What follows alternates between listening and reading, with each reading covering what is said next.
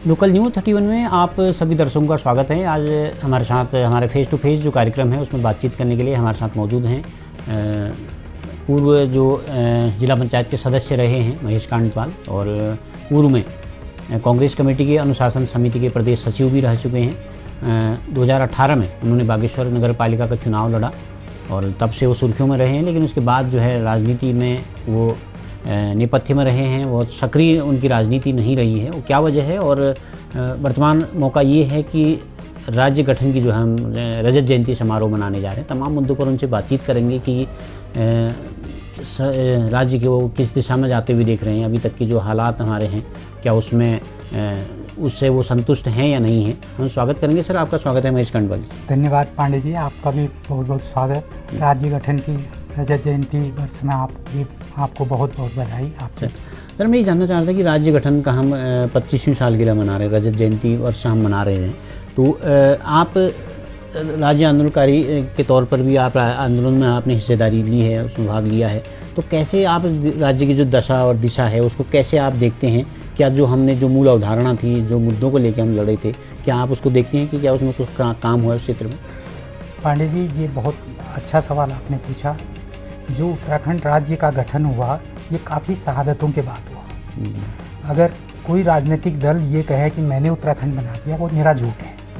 क्योंकि उत्तराखंड जो राज्य हमने पाया वो 42 शहादतों के बाद पाया, जिसमें महिला शक्ति हंसा दनेई, बेलमती चौहान से लेकर के सब लोगों ने शहादत दी। लेकिन 25 सालों में कुछ सवालात ऐसे हैं, मैं ये नहीं कहता हूँ कि हमने 25 सालों में कुछ नहीं पाया, हमने कई क्षेत्रों में काफ़ी तरक्की की। लेकिन राज्य के गठन के समय पर जो बुनियादी सवाल थे, जब हम उत्तर प्रदेश में थे तो हमें ये लगता था कि हमारा अलग राज्य बनेगा तो हमारा सीएम होगा, हमारा वो, लेकिन उन बुनियादी सवालों पर हम आज भी आगे नहीं बढ़ पाए। वो बुनियादी सवाल जहाँ के तहाँ खड़े हैं। आज तो आप देख रहे हैं, चपरासी से लेकर के चीफ सेक्रेटरी तक हमारा अपना है, ग्राम प्रधान से लेकर मुख्यमंत्री तक अपना है। लेकिन इस राज्य की, इस पर्वतीय राज्य की जो मूल अवधारणा थी, जिसके कारण हम उत्तर प्रदेश से रुष्ट थे, उन सवालात के आज भी जो जवाब हैं वो नहीं मिल पाए। अच्छा, जो ज़मीनी हमारे सवाल थे सर, जल जंगल ज़मीन है, हमारा एक सख्त भू कानून है, हम अपने को हम मूल निवासी चाहते थे, बाहर के लोग आके रोज़गार कर जा रहे हैं, बाहर के लोगों को नौकरियां मिल जाती हैं, तो क्या आपको लगता है कि जैसे पलायन है, जंगली जानवरों का आतंक है, इस दिशा में कुछ इन 25 सालों में हम कुछ काम कर पाएंगे? पांडे जी, एक बहुत अच्छा सवाल आपने किया कि भू कानून और पलायन और मूल निवास। मुझे बड़ा अफसोस के साथ कहना पड़ता है कि इस प्रदेश को बने 25 साल के बाद भी, जब पूरे देश में, भारतवर्ष में मूल निवास के लिए कानून लागू है कि प्रेसिडेंशियल ऑर्डर जो 1950 का है उसके आधार पर मूल निवास मिलेगा, तो उत्तराखंड के लिए अलग नियम क्यों? आज ये यहाँ के नीति नियंताओं को ये स्पष्ट करना पड़ेगा। भाई, इस प्रदेश का गठन हुआ, मैं जिस समय इस प्रदेश का गठन हुआ उस समय ये बहुत बड़ी भूल रही कि ये मान लिया गया कि जो इस प्रदेश के गठन से 15 साल पहले से इस प्रदेश में रह रहा है उसको मूल स्थायी निवासी मान लिया। स्थायी निवासी, भाई स्थायी निवासी अलग है। आज हो क्या रहा है इन 25 सालों में? आप देखेंगे कि कई लोग उत्तराखंड के स्थायी निवासी हैं और उत्तर प्रदेश के मूल निवासी हैं, बिहार के मूल निवासी हैं, उत्तराखंड के स्थायी निवासी हैं। तो दो किस्म की जो डेफिनेशन है, दो जगह की डेफिनेशन है, और यहाँ के लोगों के मूल जो अधिकार हैं उन पर वो डाका डाल रहे हैं। आपको मैं एक उदाहरण देता हूँ। आपने शंभू पासवान को तो मेयर बना दिया ऋषिकेश में, उसका नामांकन स्वीकार कर लिया गया क्योंकि उसके पास स्थायी निवास प्रमाण पत्र था।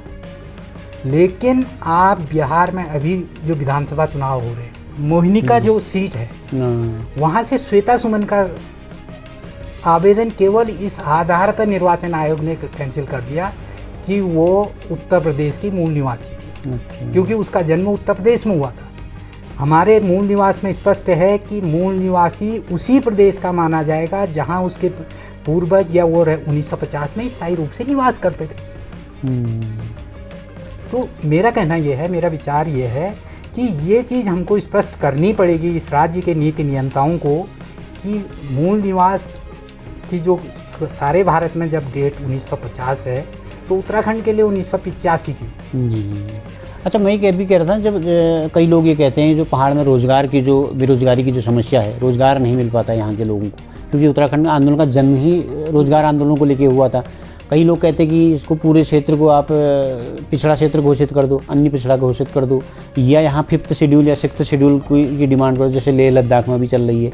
तो आपको क्या लगता है कि क्या ऐसा सोल्यूशन होना चाहिए, या फिर जो आप मूल निवास वाला मामला कह रहे हो, इसमें समाधान छिपा है? कहाँ समाधान आपको नजर आता है? समाधान देखो, आप एक दूसरी चीज़ हमको जो रोजगार की बात हम करें, रोजगार के कई वो है, सरकारी नौकरी तो सबको मिल नहीं सकती। आपको मूल निवास है, भाई मूल निवास पे हक किसका मारा जा रहा है आज? स्थायी निवास से केवल जो हमारे यहाँ के आरक्षित पदों पर भर्ती होते हैं उनका मारा जा रहा है, सामान्य के लिए तो कोई वो नहीं है।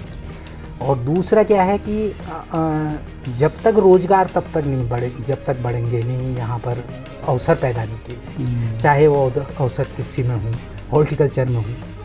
आप देखेंगे हॉर्टिकल्चर, हिमाचल प्रदेश ने हॉर्टिकल्चर के क्षेत्र में बहुत बड़ा वो किया। फ्लोरिकल्चर होता है, फ्लोरिकल्चर है, और पावर सेक्टर में बहुत बढ़िया उत्तराखंड कर सकता है।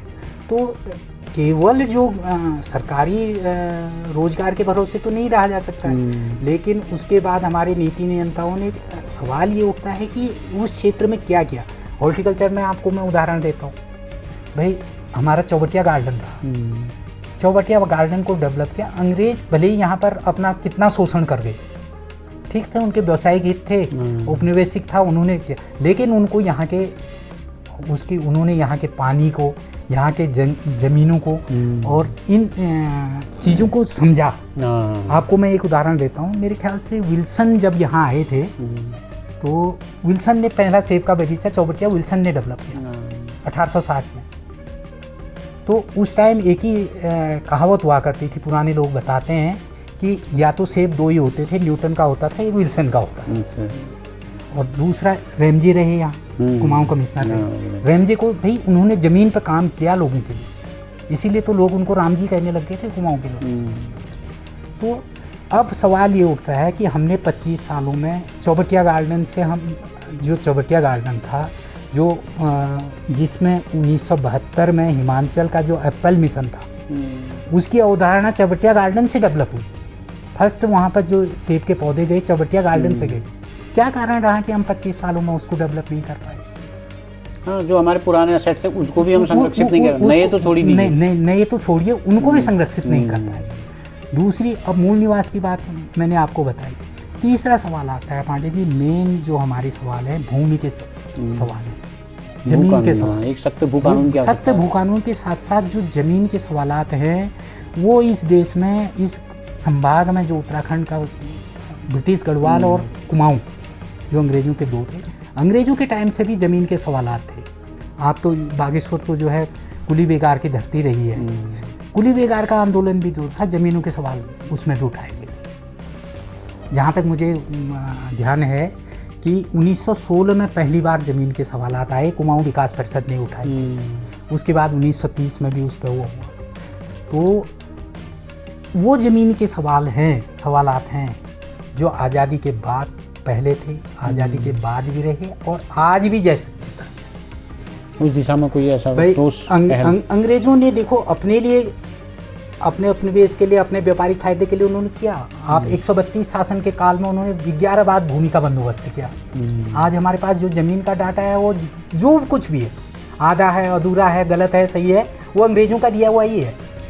उन्होंने उस समय मैनुअल, आप समझ सकते हैं, आज तो हमारे पास डिजिटल प्रणाली है, डेवलपमेंट है, सब कुछ है।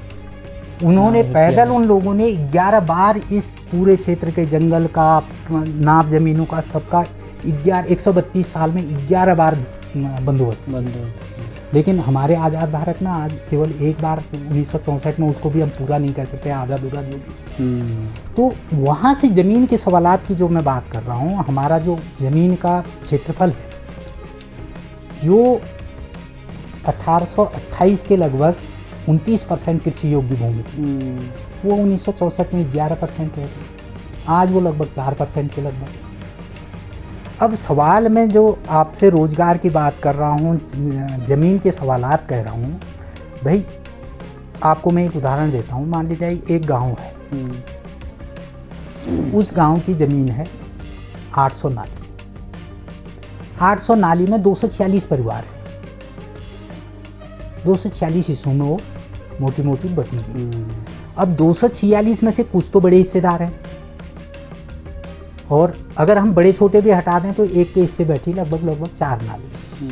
4 नाली में क्या कर लेगा भाई, क्या कृषि कर लेगा, क्या वो कर लेगा। आज हम जो कह रहे हैं कि हमारे यहाँ बंदर हो गए, सुअर हो गए, भाई सवालात, असली सवालात जो है ज़मीन के, जो हमारे नीति नियंताओं को सबसे पहले ज़मीन का जो असमान वितरण है या कृषि योग्य जो भूमि है यहाँ की उत्तराखंड की, हॉर्टिकल्चर के लायक जो भूमि है, उस पर जो अतिक्रमण हो रहा है, बाहरी लोगों का वो हो रहा है, उसको रोकना और उसके लिए पॉलिसी बनाना, चाहे चकबंदी हो, चाहे वो। तो इस तरह के जो ज़मीन के सवालात हैं उनको हल करना बहुत ज़रूरी है। जी अच्छा, चलो इसके लिए मैं कई बार आप समस्या तो गिनाते हैं आप, लेकिन एक आप कांग्रेस संगठन से भी लंबे समय से जुड़े रहे हैं, आप जिला पंचायत सदस्य भी रहे और प्रदेश अनुशासन समिति प्रदेश में भी रहे, बड़े लीडर से भी आपके संपर्क हैं। तो लोग तो ये मानते हैं इस प्रदेश की इस दुर्दशा के लिए उतनी ही भाजपा जिम्मेदार है, उतनी कांग्रेस भी जिम्मेदार है। यूकेडी के तो स्पष्ट आरोप लगते हैं, और अभी वर्तमान में स्वाभिमान मोर्चा खड़ा हो रहा है वो भी यही कहता है। तो आप क्या मानते हैं कि कांग्रेस कितनी जिम्मेदार है? देखो, कांग्रेस जब ये राज्य बना, मैंने आपको शुरू में कुछ मुद्दे, जो बुनियादी मुद्दे थे, सवाल थे इस राज्य के, वो भारतीय जनता पार्टी ने जब ये राज्य अंतरिम सरकार इस प्रदेश की बनी, उसने 2000 में ही वो उलझा दिया। उसके बाद 2002 में इस प्रदेश की जनता ने कांग्रेस को अपना आशीर्वाद दिया, कांग्रेस की सरकार बनी इस प्रदेश में। आदरणीय नारायण दत्त तिवारी जी इस प्रदेश के मुख्यमंत्री बने। आप सब लोग जानते हैं इस प्रदेश में आज अगर कोई चीज़ डेवलपमेंट, विकास नाम की कोई चीज़ दिख रही है, या इस प्रदेश का में कोई रेवेन्यू सरकार का आय हो रही है, वो सारी अगर किसी मुख्यमंत्री की देन है तो वो नारायण दत्त तिवारी।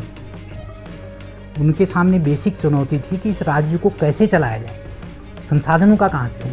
उन्होंने अपना सारा फोकस उन सब चीज़ों पर रखा। और जहाँ तक भू कानून की बात है, उन्होंने जो हमारे जमींदारी विनाश एक्ट है उसमें संशोधन करके ये तो रखा ही भाई 500 वर्ग मीटर से ज़्यादा की ज़मीन कोई खरीद नहीं पाएगा इस उत्तराखंड में। उसके बाद खंडूरी जी आए, खंडूरी जी ने उसको और कम किया, 250 वर्ग मीटर किया। मैं वो भी धन्यवाद के पात्र है, उन्होंने अच्छा वो किया। लेकिन जो कहें कि कांग्रेस की सरकार ने कुछ नहीं किया, तिवारी जी ने एक ठोस बुनियाद इस प्रदेश के विकास की रखी, चाहे वो किसी भी क्षेत्र, रोजगार के क्षेत्र में आज कोई कितने तमगे लगा ले, आप किसी से भी पूछिए। इस प्रदेश में शिक्षकों की शिक्षक विहीन विद्यालय थे, विद्यालयों की दूर दराज में विद्यालय नहीं थे, सड़कों की और आधारभूत संरचना में तिवारी जी के योगदान को या औद्योगिक विकास में तिवारी जी के योगदान को नकारा नहीं जा सकता। आप बताइए। लेकिन एक बड़ा सवाल ये था ना कि जो आप एनडी तिवारी जी रहे, हरीश रावत जी रहे, विजय भगवान जी रहे, आ रहा हूँ, लेकिन गैरसैंण राजधानी को लेके जो है वो कोई ठोस वो भी कुछ नहीं कर पाए। मतलब गैरसैंण राजधानी बन सकती थी वहाँ। बिल्कुल आपकी बात सही है, गैरसैंण इस राज्य की आत्मा है। हम तो हालांकि गलती उसमें ये भी रही, जब राज्य का गठन हुआ उसी वक्त तय हो जाना, उसी समय देखो नीति नियंताओं ने जो इस प्रदेश की अंतरिम सरकार थी उसको ये तय करना था इस प्रदेश की राजधानी कहाँ पर होगी।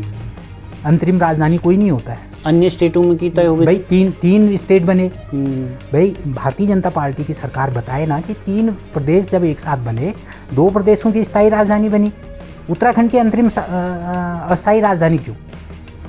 ये तो सवाल जवाब दे। जहाँ तक आपका गैरसैंण का सवाल है, गैरसैंण केवल स्थान विशेष नहीं, इस उत्तराखंड राज्य के आंदोलन की एक आत्मा है। इस उत्तराखंड पर्वतीय राज्य की जनभावना और एक तरह से कह सकते हैं कि इस राज्य की आत्मा है। गैरसैंण के सवाल को पहली बार कांग्रेस सरकार ने ही उसको काम करना शुरू। भाई आज आप जितना भी स्ट्रक्चर है 10 साल 12 साल के बाद आप कहो कि सीधे कहीं पर राजधानी घोषित, वो तो संभव नहीं। पहले उसके लिए तैयारी करनी होती। कांग्रेस की ही सरकार ने वहाँ पर विधानसभा भवन बनाया, जिस गैरसैंण में 100 लोगों के रहने की जगह नहीं, आज वहाँ 2500 लोग रह रहे हैं।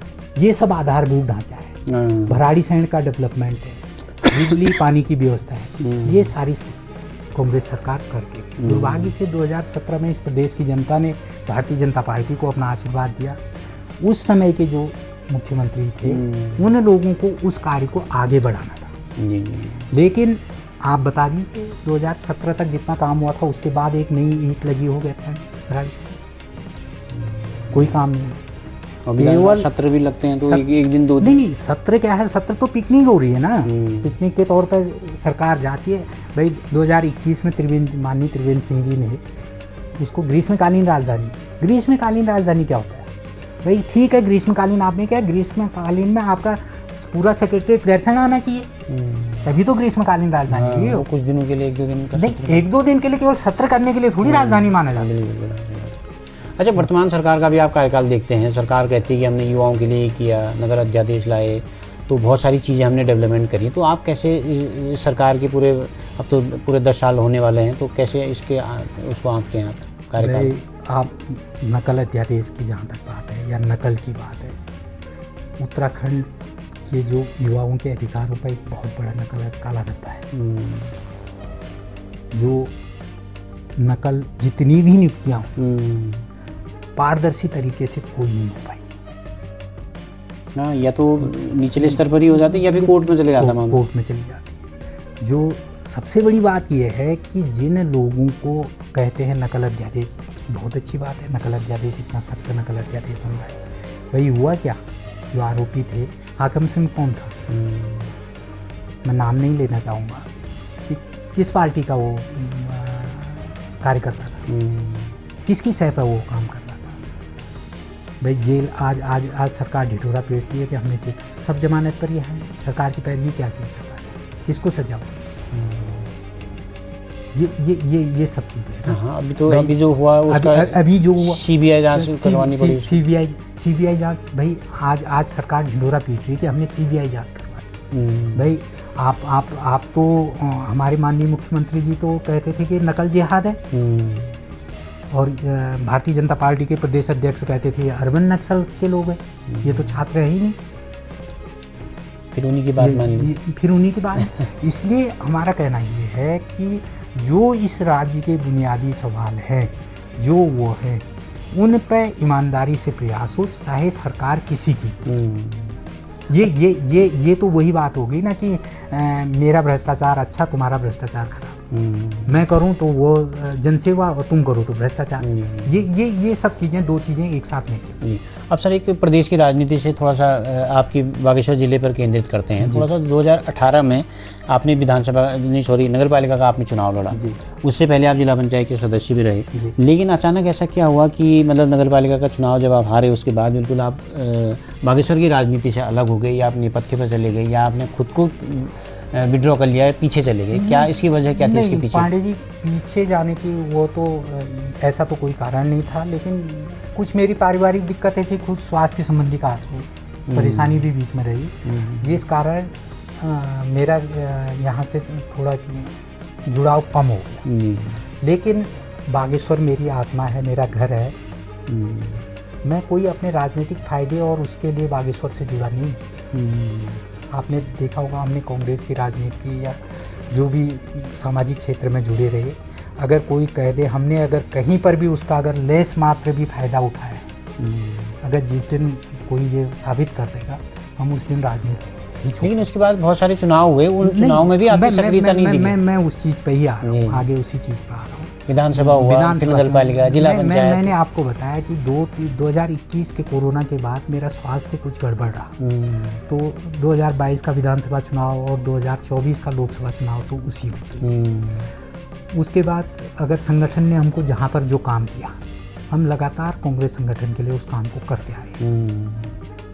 और बाकी 2018 का चुनाव जो कि आपने जिक्र किया, कि हमारा एक मकसद था कि बागेश्वर नगर पालिका वाला चुनाव था कि बागेश्वर की जनता अगर हमको आशीर्वाद देगी, तो हम एक ठोस बागेश्वर में एक ऐसी शुरुआत करना चाहते थे जो हमारे दिमाग जो हमारी दिमाग की उपज थी, कि जो सरकार की भावनाएं थी, जो हमारे नीति नियंताओं की भावनाएं थी, स्थानीय निकाय बनाने की, ग्राम पंचायतें बनाने की, नगर पालिकाएँ बनाने की, जिला पंचायतें बनाने की, तो एक स्वायत्त स्वशासी शासन की जो भावना थी, उसको हम धरातल पर उतारने की कोशिश करने की हमारी इच्छा थी। कि लेकिन आज दुर्भाग्य से हो क्या रहा है, चाहे पंचायतें हैं चाहे स्थानीय निकाय हैं, जो सरकार का बजट है केवल अध्यक्ष की भूमिका उसको खर्च करने तक है। भाई वो खर्च तो एक प्रशासक बैठा के भी किया जा सकता है ना, विकास कार्य तो उससे विकास कार्य रुकते नहीं है कभी। लेकिन आप स्वायत्त शासी शासन बनाने का के पीछे जो सोच थी, उस सोच पे कहाँ खरा उतर रहे हैं, कहाँ क्या उसके लिए क्या कर रहे हैं, सवाल बुनियादी सवाल वो है। तो अब क्या माना जाए कि आप बागेश्वर की राजनीति में फिर से सक्रिय होना चाह रहे हैं क्योंकि निकट भविष्य में विधानसभा का चुनाव है, तो क्या ऐसी इच्छा आपकी है?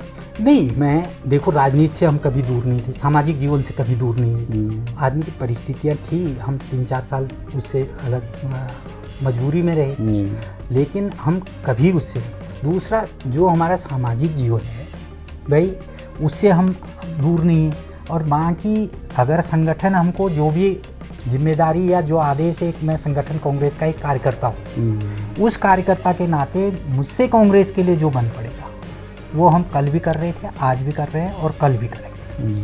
अच्छा, मुझे याद है सर, मैं आपको बहुत पहले से जानता हूँ, 2012 का विधानसभा चुनाव मैंने देखा।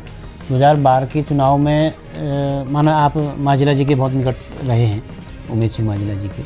उस वक्त ये माना जाता था कि अगर माजिला जी कहेंगे तो आप कपकोट के विधायक बन सकते थे। तो आपको ऐसा कोई मलाल है कि उस वक्त आपने जीत कर दी होती 2012 में या 2017 में, तो क्या आप विधायक बन सकते थे कपकोट में? नहीं पांडे जी, देखो राजनीति में टिकट एक ही व्यक्ति को मिलता है। मुझे इस चीज़ का कोई मलाल नहीं, टिकट तो एक ही को मिलेगा। भाई ललित फरसाण जी को टिकट मिला 2012 में, वो भी हमारे साथी जिला पंचायत सदस्य थे, हमें उस चीज़ का कोई मलाल नहीं, हम उनके पीछे लग गए।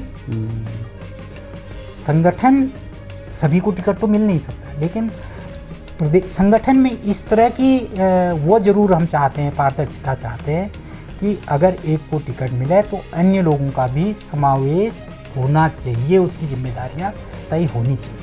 हाँ, मतलब एक भूमिका किसी दूसरे की दूसरी भूमिका ये और ये हाईकमान तय करता है, संगठन तय करता है, इसलिए हमें उस चीज़ का कोई मलाल नहीं। क्योंकि राजनीति में समय से पहले और वक्त, कहते हैं ना, वक्त से पहले और किस्मत से ज़्यादा किसी को कुछ मिलता नहीं। जी। तो वैसे आप पूरे ओवरऑल अगर हम प्रदेश की बात देखें कि सर 2027 में विधानसभा के चुनाव होने हैं, तो एज ए कांग्रेस के आप लीडर होने के नाते, कांग्रेस कार्यकर्ता होने के नाते, आपको कांग्रेस के प्रति कैसा माहौल दिख रहा है अभी जो आपका संगठन है? नहीं, देखो आपने अभी पंचायत चुनाव में देखा, पंचायत चुनाव में भले ही जिला पंचायत अध्यक्ष और ब्लॉक प्रमुख भारतीय जनता पार्टी अपने जिता ले गई हो, लेकिन किस तरह से जिता ले गई उसका सारा सब कुछ इस प्रदेश के लोगों ने देखा। मुझे इस बात की, हमें राजनीति में हार जीत लगी रहती है, हार जीत कोई बड़ी बात मायने नहीं, लेकिन नैनीताल जनपद में जिला पंचायत अध्यक्ष ने किस तरह संस्थाओं को नेस्तानेबूद किया गया, किस तरह से छल प्रपंच करके जिला पंचायत के चुनाव जीते गए। लेकिन जनता ने ओवरऑल जो कांग्रेस के पक्ष में मतदान किया, उससे कांग्रेस का भविष्य उज्जवल है। कांग्रेस, इस प्रदेश की जनता 2027 में कांग्रेस को आशीर्वाद देगी। लेकिन कई लोग ये भी मानते हैं कि थर्ड फ्रंट भी उभर के आ रहा है, यूकेटी तेज़ी से उभर रही है, स्वाभिमान मोर्चा उभर रहा है, युवाओं का साथ उनके साथ है, तो ये कितना नुकसान होगी? क्योंकि माना ये भी जा रहा है ना सर कि बीजेपी चाहती है कि थर्ड फ्रंट खड़ा हो, तो जो नाराज़ वोटर है वो थर्ड फ्रंट में चला जाए, कांग्रेस को न मिले। नहीं, ये तो भारतीय जनता पार्टी के लोग कहते हैं लोगों के सामने कि थर्ड फ्रंट उभर रहा है, ये उभर रहा है, क्योंकि भारतीय जनता पार्टी, महेंद्र भट्ट जी का तो खुद बयान था, औकात है तो लड़ लो, इस तरह के शब्दों नहीं, यही पांडे जी जो अभी मैंने आपसे दुर्भाग्य कहा, इस प्रदेश का हार जीत लगी रहती है। राजनीति में हम लोगों का संयम, हम लोगों का चरित्र और हम लोगों की वो सब मर्यादा, ये बहुत जरूरी है। हम किस मर्यादा में बात कर रहे हैं? महेंद्र भट्ट जी इस प्रदेश के भारतीय जनता पार्टी के अध्यक्ष हैं, सम्मानित अध्यक्ष हैं। उन्होंने वो युवाओं को चैलेंज किया, वो कई बार मैं देखा, उन्होंने कहा कि ये सब अर्बन नक्सली है। लेकिन आज प्रदेश में जितनी समस्याएं हैं आप देख रहे हैं, इस प्रदेश का, हमारे स्वास्थ्य मंत्री कहते हैं कि पहले मरीज डॉक्टर को ढूंढता था, आज डॉक्टर मरीज को ढूंढ रहा है। तो मुझे तो लगता है कि डॉक्टर शायद मरीज ढूंढने में ही व्यस्त हैं, अस्पतालों में कहीं डॉक्टर नहीं। हमारे चौखुटिया में कितना बड़ा आंदोलन हुआ आपने देखा, बागेश्वर जिला चिकित्सालय की क्या स्थिति है वो आप जानते हैं। हमारे पर्वतीय क्षेत्र में आज सारे चिकित्सालय जो हैं एक तरह से रिफर सेंटर, मैं इस प्रदेश का सबसे बड़ा दुर्भाग्य ये कहूँगा कि चिकित्सालय तो रेफर सेंटर पहले होते, आज तो मेडिकल कॉलेज रेफर सेंटर हो गए। तो जनता ये सब कुछ देख रही है। अभी आपने कहा कि जनता 2027 में जनता देख रही है। आज हमारे मुख्यमंत्री जी कहते हैं कि हमने एक सख्त भू कानून बनाया। भाई किस चीज़ का सख्त भू कानून, आप ये बताइए ना। एक तो उत्तराखंड पहला प्रदेश है जिसमें 2 भू कानून लागू है। भाई उधम सिंह नगर और हरिद्वार के लिए अलग भू कानून और पहाड़ जनपदों के लिए अलग भू कानून। आपने भू कानून में इस तरह के छेद छोड़ दिए हैं, उन छेदों से कभी भी कोई भी यहाँ पर ज़मीन खरीद सकता है। जब तक एक स्थायी सोच के साथ और यहाँ के पर्वतीय क्षेत्र के लोगों के साथ जिस भावना से इस उत्तराखंड की मांग की गई, उसके साथ हम सब लोग खड़े नहीं होंगे, चाहे वो पक्षी हो, विपक्षी हो, सामाजिक संगठन हो, मातृशक्ति हो, वो तभी इस प्रदेश को आगे ले जाएगा। चलिए सर, बहुत बहुत धन्यवाद, आपने व्यस्त समय में बातचीत के लिए वक्त निकाला, इसलिए बहुत बहुत ठीक पांडे जी, बहुत बहुत धन्यवाद आपका।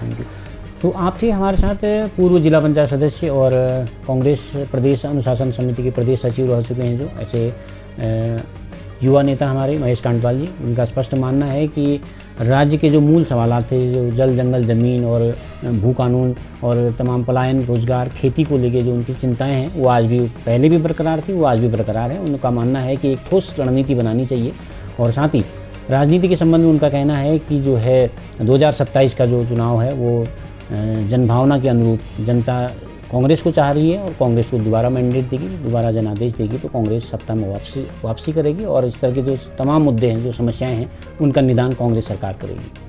तो खबरों को जानने के लिए हमारे चैनल को लाइक, सब्सक्राइब और फॉलो जरूर करें।